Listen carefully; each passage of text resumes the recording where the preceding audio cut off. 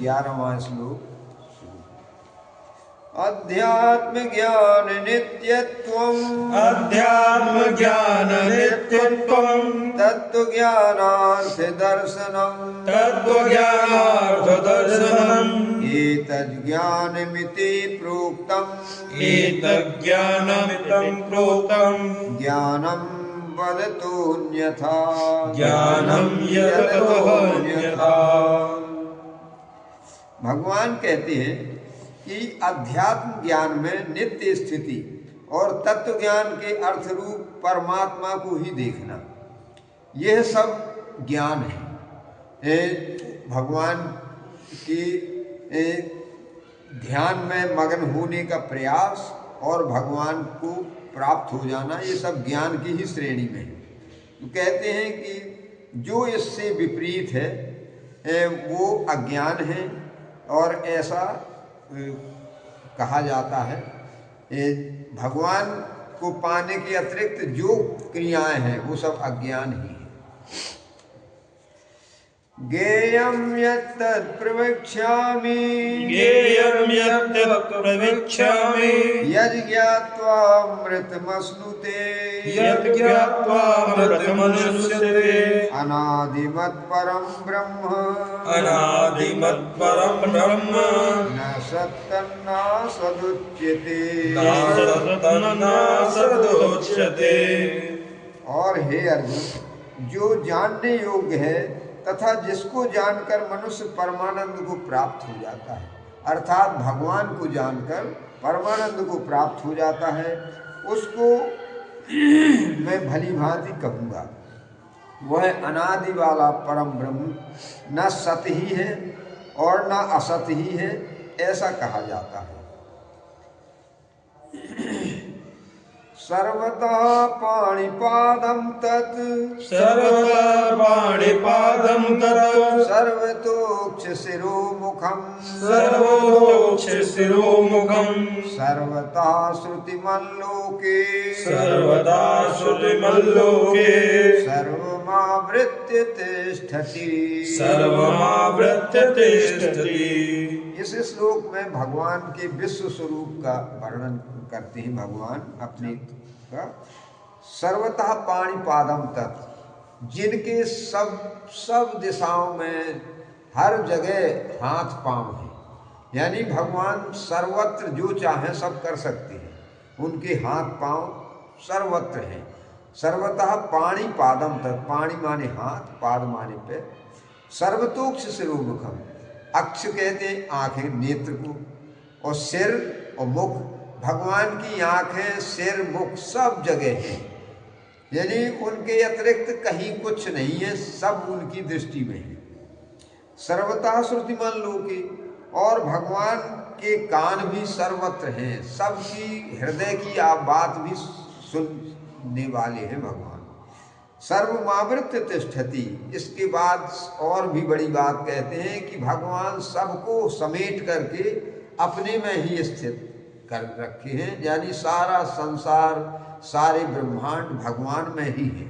जैसे आकाश में सारे सूर्य, चंद्रमा, तारागण है, हवा है, उसी प्रकार भगवान में ही सब कुछ है।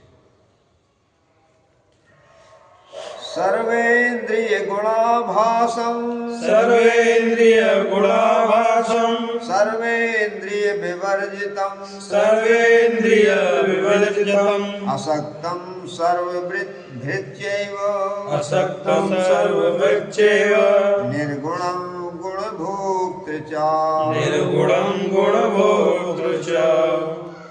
भगवान कहते हैं कि वह संपूर्ण इंद्रियों के विषयों को जानने वाला है, और परंतु वास्तव में सब इंद्रियों से रहित भी है, तथा आसक्ति रहित होने पर भी सबका धारण पोषण करने वाला है। किसी से कोई ममता नहीं है, कोई आसक्ति नहीं है, लेकिन फिर भी करोड़ों माता पिता से भी अधिक सबके पालन पोषण के लिए वे ध्यान भी रखते हैं, अनासक्त रहते हुए। और कहते हैं कि निर्गुण होते हुए भी समस्त गुणों को भोगने वाला है, इस प्रकार से भगवान कहते हैं कर्तुम अकर्तुम अन्यथा कर्तुम समर्थ, कि जो कर सके वो करने में समर्थ, जो कोई न कर सके वो करने में समर्थ, तो इस दोनों से भी जो परे हो वो भी करने में समर्थ। ऐसी भगवान की अतुलनीय सामर्थ्य।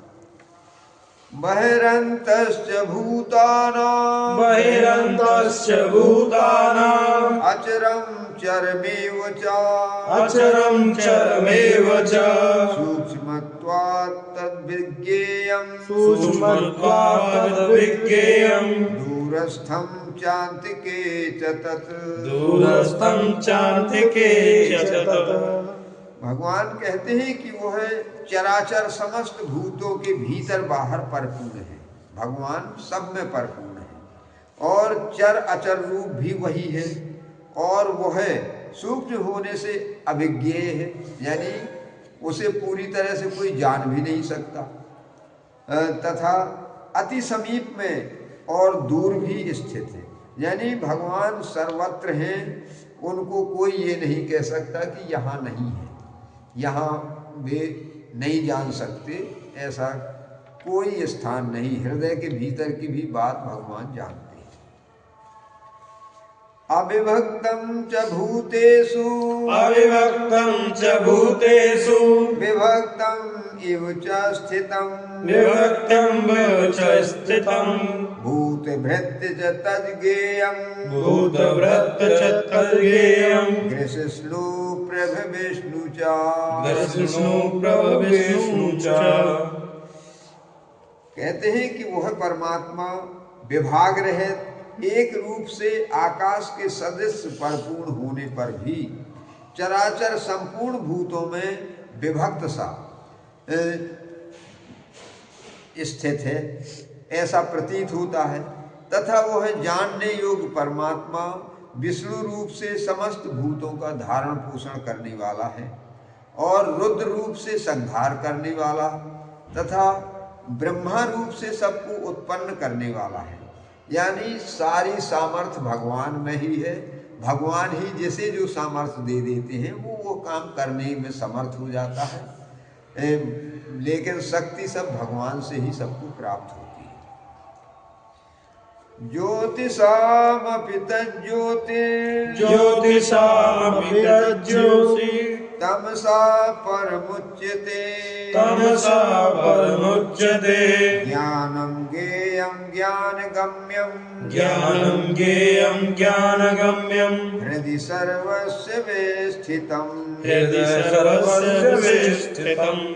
कहते हैं कि वह परब्रह्म ज्योतियों का भी ज्योति और माया से भी अत्यंत परे कहा जाता है। वह परमात्मा बोध स्वरूप और जानने योग्य एवं तत्व ज्ञान से प्राप्त करने योग्य और सबके हृदय में विशेष रूप से स्थित है। इति क्षेत्रं तथा ज्ञानं इति क्षेत्रं तथा ज्ञानं ज्ञेयं चोक्तं समासतः ज्ञेयं चोक्तं समासतः मद्भक्ति एतद् विज्ञाय मद्भक्त एतद्विज्ञाय मद्भावायोपपद्यते। मद्भावायोपपद्यते।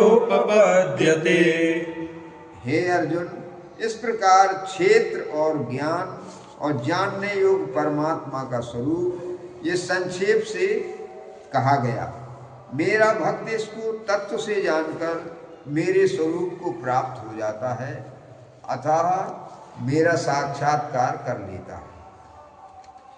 प्रकृतिं पुरुषं चैव प्रकृतिं पुरुषं चैव विद्यनादि उभावपि विद्यानादिभावपि विकारांश्च गुणांश्चैव विकारांश्च गुणांश्चैव विद्धि प्रकृति संभवान्। विद्धि प्रकृति संभाव। भगवान कहते हैं कि हे अर्जुन, प्रकृति और पुरुष इन दोनों को ही तुम अनादि जान, और राग द्वेष आदि विकारों को तथा त्रिगुणात्मक संपूर्ण पदार्थों को भी प्रकृति से ही उत्पन्न जान। इस प्रकार से भगवान बताते हैं कि प्रकृति कहते हैं पंच महाभूतों से बनी हुई सामग्री को, और पुरुष कहते हैं जीवात्मा को। इस प्रकार से ये दोनों अनादि हैं।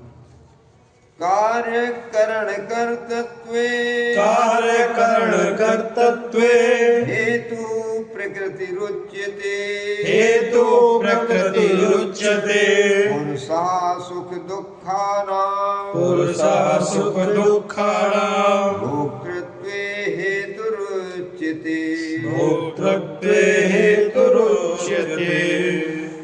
भगवान कहते हैं कि कार्य और करण को उत्पन्न करने में हेतु प्रकृति कही जाती है। जीवात्मा सुख दुखों के भोक्तापन में अर्थात भोगों में हेतु कहा जाता है। इस प्रकार अध्याय का 20 श्लोक तक का प्रसंग हो चुका। अगले 21 श्लोक से कल प्रारंभ। सियावर रामचंद्र जी की जय।